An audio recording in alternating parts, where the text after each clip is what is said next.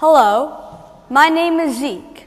In the 6th grade this year, we use recyclable materials to build models of sustainable buildings to represent our design. My group made a museum.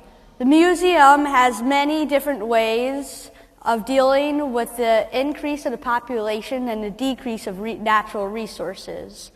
For starts, the building has some sustainable ways of powering itself. There are wind turbines on the roof of the museum. Wind turbines are kind of like giant fans that catch the wind and convert it into energy. This is sustainable because you can't use up the wind. You can't use up the sun either. There are solar panels on the roof too. Solar panels catch the sun's rays and convert that into energy.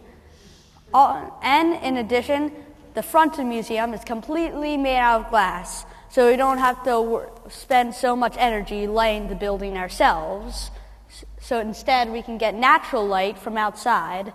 All of these don't pollute the atmosphere with greenhouse gases like CO2 that heat up the atmosphere a lot like fossil fuels do. Greenhouse gases are one of the main causes of global warming. Because of this, the average temperature has risen by 1.4 degrees Fahrenheit or 0.8 degrees Celsius since 1880. Also on the roof, there's a greenhouse with a rainwater catchment system. When rain falls on a greenhouse roof, it slides down it into these little gutters and into a pipe that leads to a big tank that collects all the water so that it can be used for toilets and to water the plants. It's healthier for plants because it doesn't have all the chemicals and minerals that are bad for plants like city water does, like chlorine, calcium, and magnesium. In the greenhouse, we grow food for the museum cafe. And when people don't really like the food or are too full and they throw it out, we use it for the composting.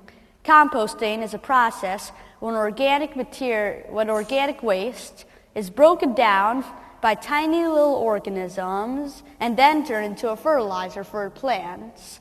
Since 30% of waste in America is actually organic waste, it will be wiser to do more composting rather than sending it all to a landfill.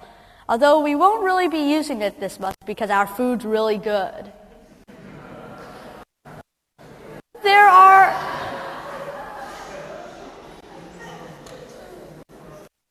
a few problems.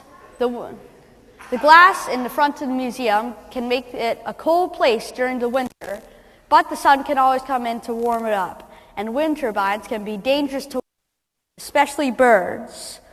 But so we can always put screens around the wind turbine so that the birds will see it and fly around it.